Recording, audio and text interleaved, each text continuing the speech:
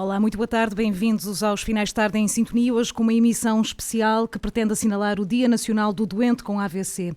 Em estúdio temos vários profissionais de saúde da Unidade Local de Saúde dentro do Ivoga, já vou passar a apresentar, mas no fundo vamos ter aqui uma conversa sobre a doença que infelizmente continua a ser a que mais mata e incapacita em Portugal. A Sociedade Portuguesa do AVC lança também o alerta, 30% dos AVCs acontecem a pessoas com idade ativa. Nos estúdios da Sintonia temos 4 profissionais que vou passar a apresentar. Vítor Pereira é fisiatra. Vítor, bem-vindo aos estúdios da Sintonia. Obrigado. Também connosco Ruth Alves, é fisioterapeuta. Ruth, bem-vinda também. Obrigada pelo convite. Muito bem. Cláudia Sacramento, enfermeira. Cláudia, mais uma vez, bem-vinda. Obrigada. E também connosco Luís Fontão, é neurologista e também o coordenador da unidade da AVC, a dizer que todos os profissionais aqui presentes compõem esta unidade. Luís, bem-vindo também. Muito obrigado e obrigado à Sintonia Feirense por nos receber e por nos permitir conversar sobre este assunto tão importante. Exato, falava há pouco que esta é a doença que infelizmente continua a ser a principal causa de morte e incapacidade em Portugal. Isso traduz também a importância de termos aqui este momento de sensibilização, de falarmos um bocadinho sobre o AVC.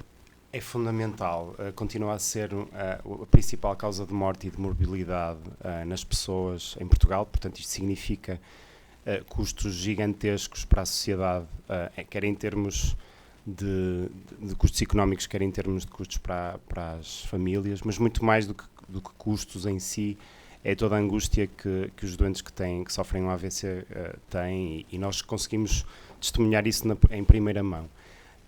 Apesar de muito se ter melhorado no tratamento do AVC, nós continuamos muito focados a tentar prevenir e tentar que a prevenção primária seja o foco principal, principalmente para que não haja tantos AVCs. Portanto, o que nós queremos é essencialmente reduzir a ocorrência de AVCs em vez de ser muito, muito bons a tratá-los, porque isso acho que temos conseguido sê-lo. Uhum. Muito bem. Cláudia, uma palavra também para a importância de assinalarmos esta data, para a importância, sobretudo, da prevenção, como dizia o Luís Fontão. Exatamente. Portanto, os números que são lançados anualmente indicam que realmente não há uma resposta satisfatória, pelo menos que vá ao encontro daquilo que nós pretendíamos, que era a diminuição da casuística do AVC.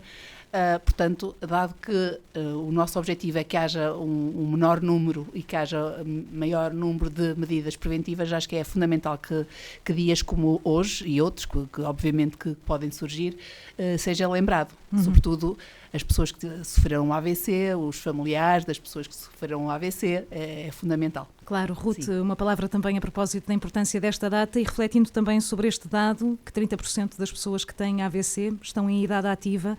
Não estamos a falar de uma doença que ataca só quando já estamos com uma idade mais avançada, mas que ataca cada vez mais os jovens. É verdade. Constata-se cada vez mais temos jovens em tratamento. Realmente é importante mesmo a prevenção. Temos muitos pacientes com idade ainda laboral e prevenir, ou seja, ter uma melhor qualidade de vida, uma melhor alimentação, fazer exercício físico, é fundamental para prevenir estas ocorrências. Claro.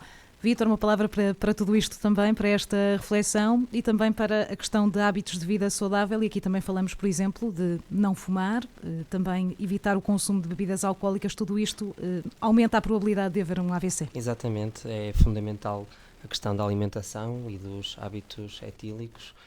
Tentamos realmente sensibilizar para a importância desse controlo e para a prática de exercício físico regular, porque dessa forma sabemos que podemos ter assim um impacto enorme na redução de eventos e permitir que a população seja ativa e com qualidade de vida o máximo de tempo possível e reduzir realmente aqui a casuística dos AVCs, que é assim fundamental e é um dos objetivos assim para nós, para todos nós da área da saúde. Claro, muito bem. O que é o AVC? Não sei quem quer pegar aqui para explicar aos ouvintes. É Cláudia. A Cláudia. É professora de serviço. Não, muito bem. De todo. Na minha humilde condição, vou responder dentro daquilo que é o meu entendimento. Portanto, o AVC pode ser isquémico, ou seja, quando há uma oclusão de uma grande artéria, ou pode ser hemorrágico quando verifica-se uma hemorragia nessa área. Portanto, e essa área do cérebro deixa de ser irrigada da forma normal, fisiológica, e há então um problema. De acordo com a área atingida, pode atingir determinado determinada parte do corpo ou pode afetar, portanto, pode provocar déficits, que varia de acordo com a área que é afetada. Portanto, havendo estas duas condições, pode estar então identificado um AVC. Muito bem. Depois, a resposta urgente quando se detecta que a pessoa está a ter um AVC é fundamental do ponto de vista para a sobrevivência, mas também depois para a recuperação. Sim. Eu diria, desculpa, Cláudia, eu diria que é mesmo muito importante passar a mensagem de que, embora os AVCs se possam manifestar de maneiras diferentes, como a Cláudia estava a dizer, a maior parte deles provoca um grupo de sintomas muito bem definido, que normalmente inclui alteração da fala, assimetria da face e perda de força num lado do corpo. Pode ser no braço ou na perna, ou pode ser no braço e na perna. Existem outros sintomas que às vezes as pessoas até tendem a valorizar mais, como as dores de cabeça ou alterações da visão, que podem ou não estar associados ao AVC, mas aqueles três que nós costumamos definir como os 3 Fs, fala, face e força, são realmente os fundamentais e é esses que acho que toda a população tem que ter a noção clara de que assim que ocorre qualquer um deles, devem ligar-se ao idoso o mais rápido possível e devem fazê-lo em vez de por meios próprios tentarem dirigir ao hospital, porque isso pode até ser perigoso. Como a Cláudia dizia, é muito importante chegar muito rapidamente para nós podermos tratar a pessoa, e quanto mais rápido chegar a pessoa, melhor serão os resultados do tratamento, independentemente de nós conseguirmos fazer algum tratamento ou não. Portanto, assim que a pessoa que está a sofrer um AVC nos chega às mãos, entre aspas, nós conseguimos parar a morte, de alguma maneira, dos neurónios que estão a ocorrer, ou pelo menos minimizá-la. E é por isso que é mesmo muito importante que as pessoas tenham em mente esses 3 Fs como os sintomas principais. Muito bem. E os fatores de risco, já falamos aqui de alguns, explanar um pouco mais e depois também correlacioná-los com esta questão dos 30% de AVCs estarem a acontecer a pessoas em idade ativa, o que está também muito relacionado com fatores de risco. Não sei quem é que quer pegar aqui. Eu posso dar só assim uma introdução. Realmente, eu acho que a maior parte das pessoas, se perguntarmos na rua a alguém que esteja a passar qual é que acha que é o fator de risco para poder sofrer um AVC, que na prática também é semelhante a sofrer um infarto agudo de miocárdio no coração. Portanto, quando falamos de AVC estamos a falar de um problema no cérebro, quando falamos de um infarto agudo de miocárdio estamos a falar de um problema no coração, que são coisas diferentes. E eu penso que as pessoas conseguem identificar alguns deles, e esses são os mais importantes. É o consumo de tabaco, a hipertensão, e portanto as pessoas que fumam devem deixar e as pessoas que têm hipertensão devem controlar, e aquilo que o Dr. Vítor dizia, o controle alimentar para que a diabetes e o excesso de colesterol não se instalem ou estejam controlados, que não haja obesidade e que as pessoas não sejam sedentárias. Portanto, assim, globalmente, são os principais fatores de risco. O consumo de álcool tem também que ser moderado ou nulo para que o risco seja zero, e era essencialmente isso. E como é que se relacionam estes fatores de risco também com a questão de o AVC parecer afetar cada vez pessoas mais jovens? Nós há momentos antes de entrarmos no ar, estávamos precisamente a conversar entre nós sobre essa prevalência. A Ruth estava a dizer que cada vez mais vemos pessoas jovens na casa dos 50 que sofrem AVCs, homens sobretudo. E eu penso que o que nós estamos a ver talvez resultado ainda da pandemia ou não, estamos a ver uma menor atenção ao controle dos fatores de risco em pessoas jovens. Esta é a minha interpretação principal, ou seja, as pessoas entre os 30 e os 50 talvez tenham agora menos atenção àquilo que são as suas tensões arteriais, aquilo que é o controle do seu colesterol, do que se calhar teriam há uns anos atrás. Também tem sido alertado pelas organizações de saúde internacionais problemas relacionados com a poluição ambiental, com a utilização dos plásticos. Começam depois a haver vários fatores confundidores, e há várias pequenas coisas que podem estar a contribuir para um mal maior. outras variáveis, no fundo, não é? Outras Sim. variáveis que podem estar a entrar na equação. Eu gostava de adicionar mais algumas e que certamente que terão que ser validadas por vocês, não é? Stress, ansiedade e também a questão do sono, porque Exatamente, a qualidade do exatamente. sono também pode influenciar, Cláudia. Perfeitamente, perfeitamente. Agora vivemos numa era da ansiedade, dos casos de depressão, de insónia, portanto, tudo no fundo vem entrar naquilo que eu estava a dizer, que é na equação. Antes associávamos muito com fatores de risco, o colesterol, a diabetes, tudo mais, e agora veio aqui algumas variáveis que vêm aqui, entre aspas, distorcer um bocadinho aquilo que era considerado um facto até então. Depois a poluição, como o Luís Fontão estava a falar há pouco, a poluição também é um fator que sabemos que existe, não sabemos o que é que pode realmente provocar a nível futuro. Sabemos que é um problema, não sabemos realmente as consequências na realidade, ou provavelmente isto que surge pode também estar influenciado por essa variável. Muito bem. No Hospital São Sebastião temos a unidade da AVC, gostaria também de conhecer um pouco melhor esta resposta. Posso dizer que é uma resposta que reúne profissionais de saúde de diferentes áreas, o que tem aqui também uma grande abrangência.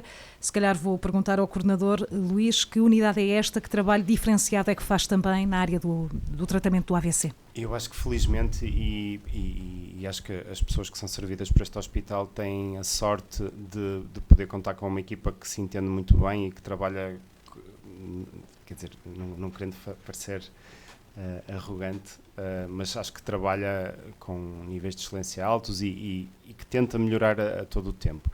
A unidade AVC, aquilo que consiste é nós termos um conjunto de enfermaria e profissionais que está dedicado a tratar pessoas com AVC. E isto inclui não só uma enfermaria física que está dedicada a estes doentes, mas uma série de protocolos, uma forma de atuar no hospital, desde a urgência ao internamento e depois, muitíssimo importante, talvez se calhar tão importante como estes passos, o processo de reabilitação depois do internamento, que está harmoniosamente organizado para que as pessoas que sofrem um AVC tenham um tratamento igualmente bom desde que entram na urgência até que têm a sua reabilitação ao longo de vários meses. Pronto, e aquilo que acontece é que nós anualmente tratamos cerca de 500 a 600 doentes novos, portanto, e esta é mais ou menos aquilo que nos parece ser a nossa incidência cá na região entre Douro e Voga, e cumulativamente vamos ficando com muitos doentes que vamos acompanhando com AVC e que vamos tratando, mas nisso até passava mais a palavra ao Vítor e à Ruth que os seguem mais cronicamente. Sim.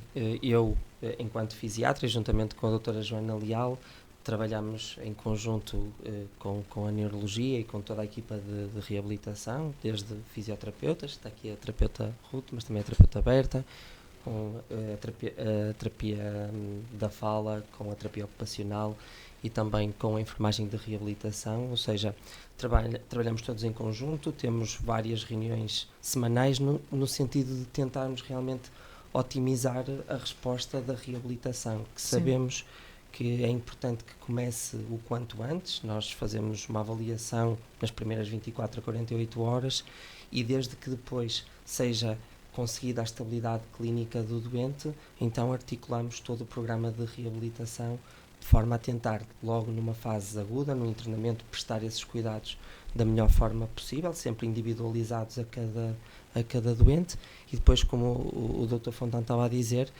acabamos também por seguir em consulta, juntamente também com a neurologia, temos uma consulta de protocolo pós-internamento na unidade da AVC, em que é feita uma avaliação multidisciplinar nessa consulta. Temos cerca de 500 consultas anuais, que bate um bocadinho certo com o número de eventos anuais, novos casos, e depois temos também as consultas de seguimento de doentes que estão a fazer programa de reabilitação, seja no serviço, seja no exterior, ou mesmo doentes que ainda estejam em cuidados continuados, por exemplo. Sim, sabemos que existem diferentes tipos de AVC, que também o AVC afeta de forma diferente cada pessoa que o tem. Quais são os impactos mais comuns quando uma pessoa sofre um AVC? Ou seja, do ponto de vista da reabilitação, o que é que vocês trabalham em concreto? A parte motora salta logo assim à cabeça, não é? O déficit motor, as alterações da força muscular, mas também alterações da sensibilidade, alterações da comunicação, nomeadamente da linguagem e da fala, alterações até da deglutição, a capacidade de engolir de uma forma adequada e sem riscos para o doente, e depois também alterações do equilíbrio, alterações da capacidade de caminhar. Olhamos sempre para estes déficits, estas alterações, sempre numa perspectiva muito funcional, ou seja, tentar tratá-las de forma a que, através desse ganho, consigamos que a pessoa tenha uma melhor funcionalidade no seu dia-a-dia e, claro, depois tenha uma melhor reintegração social e também profissional, porque acaba por, lá está, como estávamos a falar, de muitos casos também em idade ativa, ser um aspecto muito importante. Para além disto, há outro aspecto que muitas vezes é um bocadinho negligenciado, pelo menos numa fase inicial, mas que tem um importante impacto, que são alterações cognitivas, e que isso também é algo que nós tentamos cada vez mais estar atentos. É possível uma recuperação plena, por exemplo, ou muito perto da capacidade que a pessoa tinha antes de ter um episódio de AVC, Ruth? Tudo isso depende da área lesada e da extensão da lesão. De facto, há pacientes que recuperam, eu não digo 100%, mas 90% e muitos por cento capazes de voltar à sua vida que tinham antes do AVC, mesmo ao trabalho. Agora, uma grande percentagem não consegue.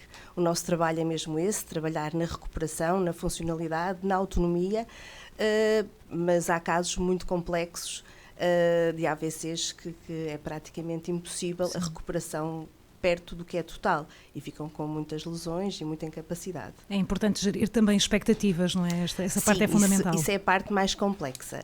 Pessoalmente trabalho neste momento com pacientes ainda jovens, numa idade ativa, profissionalmente, e isto é muito complexo. E estas alterações cognitivas, que são as sequelas invisíveis, que não saltam ao olho, muitas das vezes são as mais complicadas de tratar.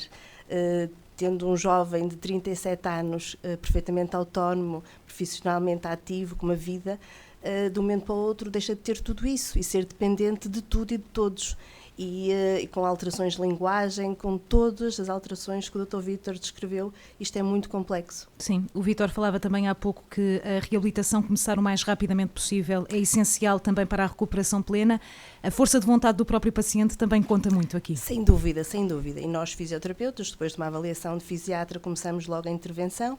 Claro que naquelas primeiras horas o paciente ainda está-se a habituar, ainda está a tentar perceber o que é que tem, como está. Muitos deles não têm a capacidade de perceber se curam de pé, se seguram sentados. Muitos deles nem sequer têm o equilíbrio sentado. Isto é completamente diferente daquilo que eles eram antes. Eles não estão a tentar assimilar e estas horas eles não estão assim um bocadinho abananados com aquilo tudo que lhes aconteceu. Mas os próprios dias, as próprias semanas, os próprios meses vão ajudando a ultrapassar esta fase. Sim. Cláudia, a retaguarda familiar também é fundamental, não é? É fundamental, porque muitas vezes temos pacientes que são a fonte de rendimento de uma família, e quando a família se vê numa situação de dificuldade, ou seja, a pessoa que estava responsável pelo sustento, digamos assim, vê-se numa fase em que está limitada, não pode desempenhar a função que tinha, portanto alguém vai ter que abraçar essa parte, e muitas vezes há famílias que não estão preparadas. Temos muitas pessoas na casa dos 60, 70 anos que têm filhos, que podem dar ou não apoio, há alguns que não têm disponibilidade, e é complicado quando não temos retaguarda, porque no fundo o nosso foco é o doente, mas não nos podemos esquecer que há também a necessidade de envolver a família e o cuidador. Muitas vezes nós temos doentes que vão para casa com algum grau de dependência e requerem a presença constante de alguém. Se não tivermos, realmente temos que pensar noutros recursos, como as unidades de cuidados continuados, o centro de dia, o apoio do centro de dia. Portanto, a retaguarda familiar é importante, por isso também é alvo da nossa atenção. Sim. Portanto, o cuidador informal, que tanto se fala, não é? Tanto se fala e pouco se aplica, na minha perspectiva. Acho que devia ser mais facilmente mobilizado essa personagem, essa pessoa do cuidador informal. Resolveria alguns problemas. Sim. Mas pronto, isto é outra luta. Sim, que daria pano para mangas também aqui nos estúdios, se abordássemos por ela. Sim, o cuidador é bastante importante, porque realmente é um elemento que também E, no fundo, é muito lesado. depois Não é? fica quase a extensão do nosso trabalho em casa, não é? Exatamente. O cuidador é Exatamente. a continuação. E é uma reorganização total mesmo. A família precisa, desde as coisas mais simples, como preparar uma casa para receber um Exato. sobrevivente da AVC, a planear o regresso ao trabalho, a família e o papel dos cuidadores é basilar na recuperação depois a longo prazo. E Quando o notamos muito isso nos doentes que acabam por ter um bom suporte familiar, que os resultados são diferentes, sem dúvida nenhuma. Depende muito do doente e depende muito da família e do suporte familiar que tenha. Do contexto familiar que vão e ter. social, sim. Sim. Nas consultas que vocês fazem mesmo de seguimento, também vão dando conselhos do ponto de vista da prevenção, até porque uma pessoa que sofreu uma vez AVC está mais propensa a ter um novo episódio. Exatamente, sem dúvida. Nós sabemos que depois de um AVC, a questão de todos os fatores de risco que nós já falámos, os modificáveis, aqueles que são capazes de serem modificados posteriormente, da dieta e do exercício físico, é fundamental fazer assim algumas mudanças, pronto. E no exercício físico há muita gente que associa que depois de um AVC o exercício físico é perigoso, mas isso acaba por ser quase como um mito. Ou seja, é verdade que se calhar em alguns casos, e dependendo sempre, e é importante aqui a avaliação da equipa de reabilitação, para que o exercício físico seja introduzido de uma forma segura e numa primeira fase sempre monitorizado com o fisioterapeuta, com o terapeuta ocupacional, o que estiver a tratar o doente, e dar aqui algumas ferramentas e desconstruir aqui um bocadinho isto para progressivamente conseguirmos ir aumentando então a questão da adesão ao exercício, sempre, claro, de uma forma segura, mas é algo que as pessoas no início ficam assim um bocadinho receosas e acham que não são capazes de... Que é perigoso, não é? Sim, que é perigoso. Sim. E esse perigo não existe, Exatamente. raramente existe. Exatamente. Eu gostava de interpelar o Luís, até porque há pouco disse que o Hospital São Sebastião, a unidade da AVC, acompanha cerca de 500 casos por ano. É uma tendência que tem vindo a aumentar, ou seja, o número de casos que vocês acompanham é cada vez maior? Sim, mas pouco. Ou seja...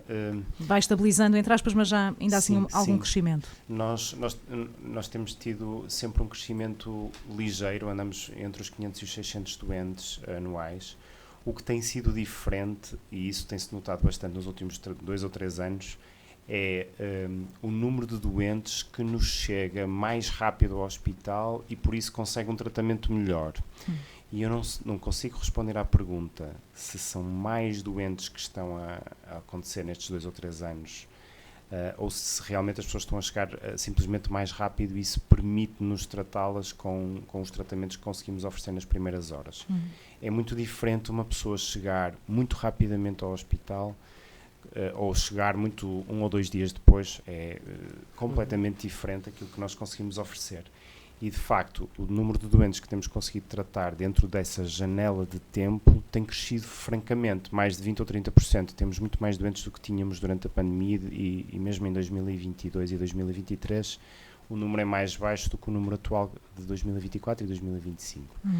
Eu gostaria de acreditar que isto é resultado das pessoas se aperceberem dos sinais de alarme e chegarem mais rápido. Esta seria a interpretação boa, mas não consigo ter a certeza. Sim. E eu gostava, se não fosse, eu gostava de dar mais ou menos, fazer imaginar às pessoas o que é sofrer um AVC e eu, Dr. Vítor, a terapeuta Ruth e a enfermeira Cláudia, vemos isto diariamente, mas uma pessoa que sofre um AVC deixa, por exemplo, de conseguir falar e mexer o lado direito, cai no chão, no sítio onde está, é trazida pelos bombeiros até uma urgência hospitalar, é abordada por uma equipa de profissionais muito apressadamente e com muito stress, está a olhar para umas luzes brancas dentro de uma sala de emergência, é levada para um ataque, faz uma série de tratamentos que não percebe nem consegue comunicar para pedir ajuda. A família chega ao hospital aflita sem saber o que está a acontecer e depois, se tudo correr muito bem, conseguimos ainda tratar a pessoa com medicamentos ou com intervenções endovasculares e a pessoa vai ficar daí para a frente 1, 2, 3, o tempo que for necessário, semanas internada. E durante este tempo a recuperação é fantástica e a pessoa consegue melhorar muito ou torna-se uma situação em que a pessoa vê-se completamente diferente daquilo que era. E esta imagem deve servir para para nós concentrarmos sempre o nosso foco em não sofrer um AVC, porque realmente a vida muda para sempre. Mesmo as pessoas que tiveram um resultado fantástico, eu estou-me a lembrar precisamente de uma das pessoas que falamos na nossa reunião, que era uma jovem de 30 anos que estava grávida quando sofreu o AVC, que conseguiu retomar toda a sua vida. Ela própria também diz que a vida nunca mais foi a mesma. Tem mazelas sempre, não é? Há sempre qualquer coisa que não fica bem. E, portanto, se nós fumamos, deixemos de fumar. Se temos hipertensão, controlemos. Se tivermos diabetes e colesterol, tomemos os medicamentos, porque o AVC é como se fosse um incêndio na floresta. A primeira coisa que a gente quer é que não haja incêndio. A segunda coisa é apagar o incêndio o mais rapidamente possível, para que não se queimem as árvores. Normalmente na unidade AVC nós já só estamos a cuidar do terreno que sobrou. E a tentar plantar árvores novas e esperarem que cresçam, pelo menos que as que sobram façam o trabalho das outras. Sim, força, Ruth. No seguimento do que o Dr. Luís disse, Portugal AVC também faz ações nas escolas. Eu acho que isto é fundamental. Tem o título AVC vai à escola, e é mesmo nos adolescentes e jovens do preparatório e secundário falarmos um bocadinho sobre isto. O que é o AVC? Que sinais de alerta é que as pessoas possam reconhecer o AVC, os 3 Fs?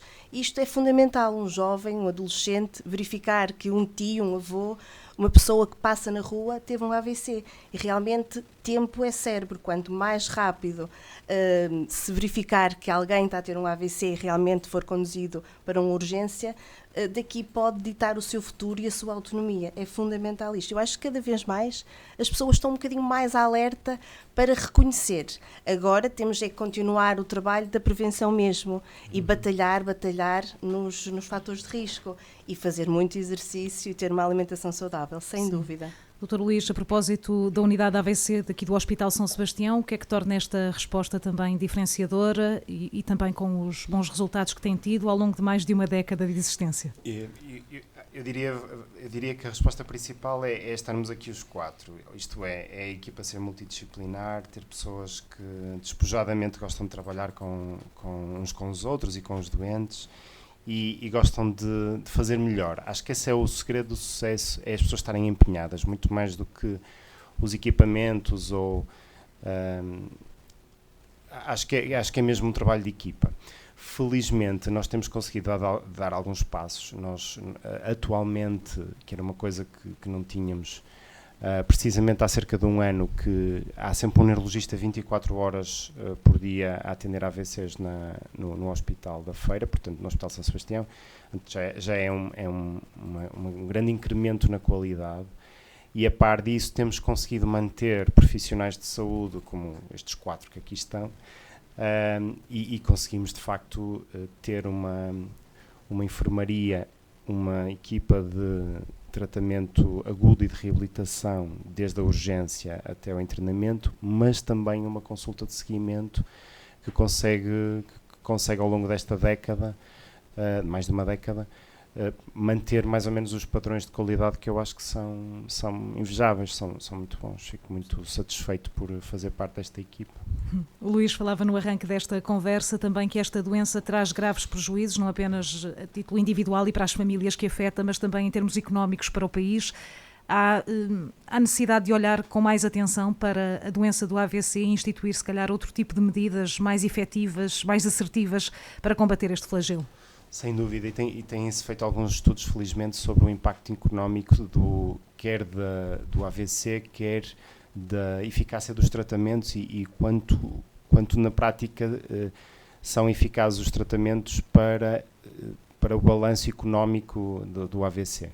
Porque, portanto, nós não podemos esconder, não nos podemos refugiar disto que está a acontecer, acontece diariamente.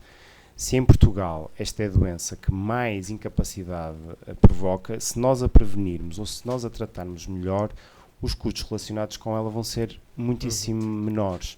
E fica muitíssimo mais barato investir na prevenção e no tratamento do que investir, por exemplo, na retirada de profissionais que deixam de poder trabalhar, pessoas que têm que abandonar os seus trabalhos para cuidar dos seus familiares, ou na criação de mais unidades de cuidados continuados ou mais lares, para tratar doentes que não conseguiram uma boa recuperação. Portanto, não há nenhuma dúvida de que prevenção e tratamento do AVC é dinheiro poupado, não é dinheiro mal gasto. Isso não há qualquer dúvida. Porque quando nós pensamos, por exemplo, no tratamento lícito e prioritário do cancro ou relacionado com a obstetrícia, com todas as áreas da saúde, conseguimos ver todas as vantagens e todo o lado positivo desse investimento. E acho que isso tem que ser transposto para uma doença que é a doença principal de Portugal, ainda assim. É Exato. a doença que mais... Incapacitante. Isso, que Muito mais impacto tem. Nós estamos a chegar à reta final da nossa conversa, mas ainda vou lançar aqui um desafio. Já percebemos que há um caminho a percorrer no que toca à prevenção.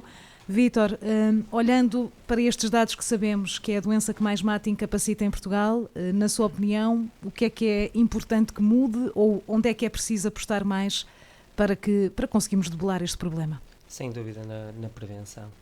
É realmente sensibilizar a população para a importância de prevenir esta doença e isso passa muito, lá está, pelas ações, como a terapeuta Ruth estava a dizer, nas escolas, na sociedade. Nós inclusive vamos ter agora um encontro que também será falado mais à frente, e acho que este tipo de iniciativas acaba por ser fundamental, porque lá está, ao prevenirmos vamos ter menos pessoas doentes, vamos ter menos custos económicos, portanto menos encargos para as famílias, para a sociedade, e portanto sem dúvida que a prevenção é aqui o caminho-chave. E claro, saber também reconhecer estes sinais, os 3 Fs, novamente a questão da força, da fala e da face do AVC, para que no caso de realmente surgir um evento à nossa frente, à frente de qualquer pessoa que passe na rua ou que tenha alguém em casa, que o consiga reconhecer o mais rapidamente possível, no sentido de que o doente seja transportado mais rapidamente para o hospital e assim pelo menos se poupar cérebro e ainda estarem disponíveis tratamentos agudos e que podem fazer realmente a diferença a longo prazo. E depois, claro, a questão da reabilitação, tentarmos ter cada vez mais apoios nesta questão, que ainda temos muitas necessidades em termos de apoios de reabilitação, espaços físicos, equipamentos, são aspectos importantes e que depois também acabam por fazer a diferença, mas como o Dr. Fontão também disse, acho que aquilo que faz mais a diferença são os profissionais, e se realmente os serviços hospitalares e de reabilitação se estruturarem de forma a terem profissionais motivados e com condições, acho que isso também acaba por ser muito importante, porque vamos permitir às pessoas também terem melhores cuidados futuros. Muito bem, Vítor, muito obrigada pela presença. Muito Passo obrigado. a palavra à Ruth também, reflexões finais a deixar, o que é que tem que mudar? Sem dúvida, realmente tirar as pessoas do sofá não é só apelar, acho que é preciso criar alguma coisa para obrigar, porque as pessoas por vontade própria não saem de casa.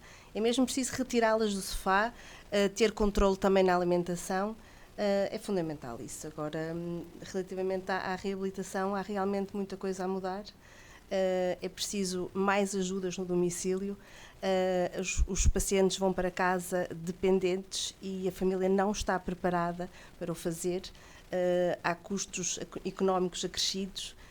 Também ajudas de custo para a deslocação à fisioterapia.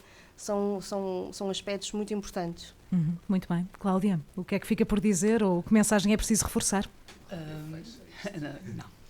Eu acho que já foi muito dito pelos meus colegas anteriormente. Acho que a prevenção, acho que o controle dos fatores de risco, acho que as iniciativas como estas e como as que vão surgir, entretanto, devem ser valorizadas, devem ser encorajadas. Acho que realmente a parte de introdução não é muito frequente, mas acho que se deve investir muito nas crianças, que acho que é um veículo para as famílias. Acho que se deve investir numa vida saudável, menos sedentária. Acho que se deve, acima de tudo, encorajar as pessoas que, portanto, quem teve o AVC, não há volta a dar, mas encorajar as pessoas que têm disponibilidade para cuidar dos seus entes. Acho que se deve facilitar e acho que assim sendo, acho que conseguimos melhorar os cuidados e, acima de tudo, tornar a pessoa menos Muitas vezes a pessoa sente-se inferiorizada por não conseguir fazer as coisas, e se conseguirmos que a pessoa se readapte à sua nova vida, acho que estamos a contribuir para o bem-estar da pessoa. Acho que é fundamental.